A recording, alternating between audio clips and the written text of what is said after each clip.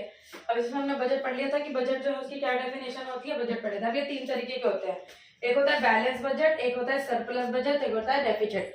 Balance मतलब दोनों में बराबर समांतर बजट, सरप्लस मतलब ज्यादा, ठीक है, डेफिसिट मतलब कमी आ जाना, ठीक है। अब बैलेंस बजट का मतलब वो होता है उस तरीके का बजट होता है जिसमें जितने भी सरकार ने खर्चे किए और जितने सरकार के पास पैसे आए दोनों बराबर होते हैं, ठीक है। मतलब गवर्नमेंट रिसीव्ड पैसे आना और गवर्नमेंट एक्सपेंडिचर मतलब पैसे जाना, दोनों क्या होते हैं, बराबर होते हैं, इक्वल होते हैं। उसको क्या कहते हैं, बैलेंस बजट। बैलेंस से ही पता चल रहा है दोनों तरफ बैलेंस हो जाना। फिर आता है आपका सरप्लस बजट। सरप्लस से आपको पता चल रहा है ज्यादा हो जाना, ठीक है। वही हम कोई चीज कहेंगे सरप्लस तो मतलब उन पे ज्यादा है, तो आपका मतलब ये हो गया कि पैसे ज्यादा आ गए, जितना मैंने खर्चा किया था उससे ज्यादा मेरे पे पैसे आ गए। तो सरकार के पास जितने उनके पास रिसीव्ड आई मतलब वो उसकी एक्सपेंडिचर से ज्यादा थी। सरकार के पास जितना पैसा आया उसके खर्चे से ज्यादा था, ठीक है।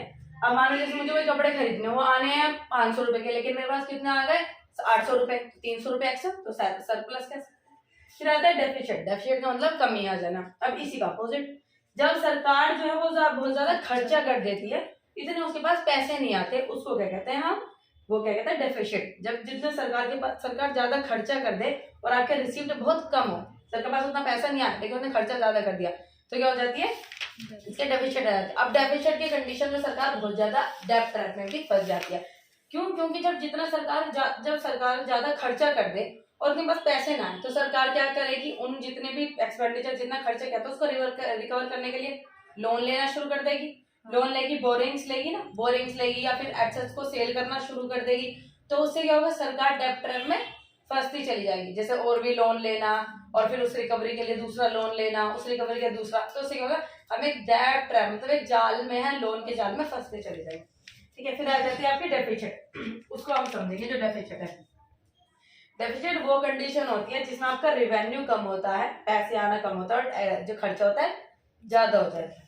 अब ये आपके 3 तरीके के होते हैं डेफिसिट, है 3 तरीके की, रिवेन्यू डेफिसिट, फिस्कल डेफिसिट और एक प्राइमरी डेफिसिट। अब देखो रिवेन्यू डेफिसिट। रिवेन्यू डेफिसिट का मतलब होता है कि जितना मतलब इसमें क्या हो जाता है, आपकी रिवेन्यू एक्सपेंडिचर और रिसीव, इसमें क्या होता है आपका रिवेन्यू एक्सपेंडिचर जितना आपने खर्चा किया। देखो रिवेन्यू डेफिसिट का मतलब होता है जिसमें आप रिवेन्यू एक्सपेंडिचर ज्यादा होता है रिवेन्यू रिसीप्ट से, ठीक है। जिसमें होता है आपका रिवेन्यू एक्सपेंडिचर रिसीप्ट, जो आएगा वो आएगा आपका रिवेन्यू डेफिसिट, मतलब कि कितना हमारे पास कितना जो है खर्चा ज्यादा हुआ, वो जो अमाउंट निकल के आएगा वो आपका रिवेन्यू डेफिसिट हो जाएगा। फिर आता है आपका फिस्कल डेफिसिट। जैसे हमने कहा कि इसमें फिस्कल हो जाता है, फिस्कल में आपका जितना टोटल खर्चा था, इसमें हमने सिर्फ रिवेन्यू डेफिसिट लिया है, इसमें सिर्फ रिवेन्यू एक्सपेंडिचर लिया, ठीक है। इसमें होगा टोटल एक्सपेंडिचर, जिसमें आता है टोटल खर्चा। टोटल खर्चे में आपका जाती है आपकी कैपिटल एक्सपेंडिचर आ जाता है और आपका रिवेन्यू एक्सपेंडिचर, दोनों आ जाते हैं। ये होता है इसमें total expenditure minus total receipt. जब इसमें आपका टोटल एक्सपेंडिचर ज्यादा होगा और टोटल रिसीप्ट जितना आपने टोटल खर्चा किया वो ज्यादा हो जाएगा टोटल रिवेन्यू से, रिसीप्ट से, तो यह हो जाएगा आपका फिस्कल डेफिसिट। इसका फॉर्मूला ये है, total expenditure minus total receipt exclude boring. इसमें हम क्या चीज माइनस करते हैं, बोरिंग, जो हमने लोन्स वगैरह लिए थे उसको माइनस करके ये वाला फॉर्मूला था। फिर आता है आपका primary deficit.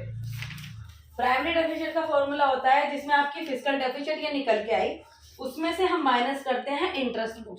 Fiscal deficit minus interest. अब फिस्कल डेफिसिट में कौन सा होता है, फिस्कल डेफिसिट होता है आपका करंट ईयर, जो ईयर चल रहा हो, मतलब जो साल आपका चल रहा है ना, उसका हम माइनस करते हैं फिस्कल डेफिसिट।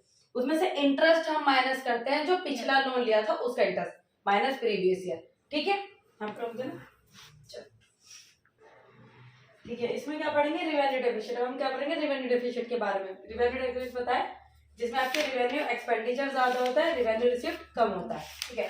तो ये जो है वो क्या दिखाता है, जब हम लोग जब सरकार की जब रिवेन्यू रिसीप्ट जो एक्सपेंडिचर है खर्चा ज्यादा होता है और रिवेन्यू रिसीप्ट कम होता है, क्या शो करता है, ये दिखाता है कि जो सरकार है वो इनकैपेबल हो गई अपने खर्चे को पूरा करने में, ठीक है। मतलब सरकार की मतलब वो दिखाता है कि इनकैपेबिलिटीज, अपने खर्चे को पूरा नहीं कर पाती, तो ये सब चीजें वो दिखाता है कि in show the incapability government to meet expenditure, अपने खर्चे को पूरा नहीं कर पाना।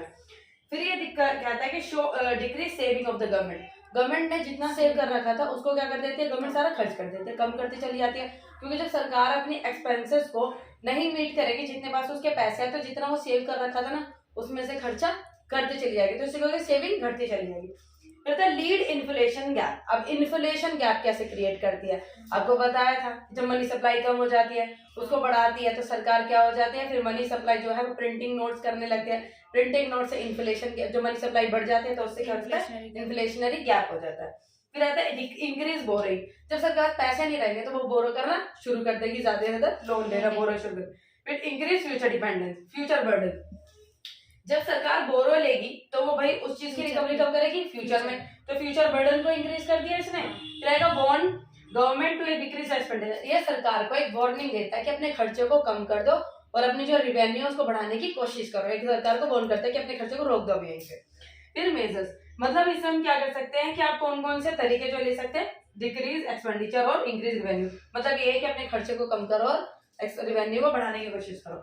फिर आता है फिस्कल डेफिसिट, फिस्कल डेफिसिट का मतलब बताया था total expenditure minus total revenue exclude boring, ये चीजें आती हैं आपकी। अब ये भी क्या दिखाते हैं कि डेप्टर, ये सरकार को डेप्ट ट्रैप में फंस देती है, मतलब उसके अर्जे के जाल में जो है फंसाती चली जाती है सरकार को।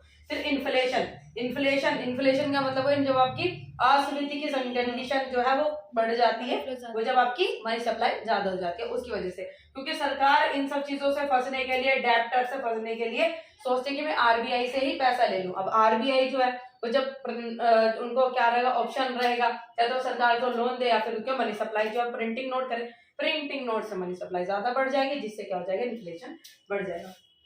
फॉरेन डिपेंडेंस, फॉरेन डिपेंडेंस मतलब लोगों के ऊपर, जैसे फॉरेन कंट्रीज के ऊपर डिपेंडेंस, लोगों से दूसरी कंट्रीज से लोन लेना, फॉरेनर से लोन लेने के ऊपर डिपेंड हो जाते हैं, जब हमारी कंट्री में नहीं हो पाता तो हम फॉरेन से जो है लोन ले। अब फॉरेन डिपेंडेंस में हमारी जो कंडीशन है वो अब तक तो ठीक हो जाएगी, लेकिन और फ्यूचर के लिए और भी घटती चली जाएगी, डिपेंडेंसी हम लोगों की बढ़ती चली जाएगी। इफेक्ट है फ्यूचर ग्रोथ, अब हमारे फ्यूचर ग्रोथ को इफेक्ट करता है, जब हम अभी अपने खर्चे को या अपने एक्सपेंडिचर को अभी नहीं पूरा कर पा रहे हैं तो फ्यूचर ग्रोथ को हमारे को रोक देगा कि हम और खर्चा नहीं करें, किसी भी चीज पे यहीं रुक जाए, तो फ्यूचर ग्रोथ को बहुत ज्यादा इफेक्ट करेगा। How can be cover correct, हम किस तरीके से जो है इन कंडीशंस को ठीक कर सकते हैं, या तो हम बोरो कर सकते हैं या फिर मनी जो है वो प्रिंट करेंगे। बोरो हमारे लिए सही कंडीशन है, और अगर हम प्रिंटिंग नोट करते हैं तो ये हमारे उसमें इन्फ्लेशन लाने की कोशिश करती है हमारे इकोनॉमी में। इन्फ्लेशन जब हम नए नोट छापेंगे तो इन्फ्लेशन की कंडीशन आ जाएगी। अब आता है आपका प्राइमरी डेफिसिट, प्राइमरी डेफिसिट का मतलब आपको बताया था, जिसका मतलब होता है फिस्कल डेफिसिट माइनस इंटरेस्ट, तो show how much government borrow are going to meet expenditure, सरकार क्या करती है अपने खर्चे को पूरा करने के, जैसे सरकार ने अपने बोरोइंग्स लिए थे तो उसको क्या करते थे, सरकार ने कहीं से उन खर्चों को जो उसने लिया था इंटरेस्ट वगैरह उसको पूरा करने की कोशिश करते ताकि उसको रिकवर कर दे। तो ये फिस्कल डेफिसिट शो करता है कि हाउ मच गवर्नमेंट बोरो, कि गवर्नमेंट ने जितना बोरो किया था are going to meet expenditure other than interest, मतलब इस इंटरेस्ट के अलावा वो सरकार जो है उस बोरो से कितने खर्चे उनके पूरे कर पा रही है।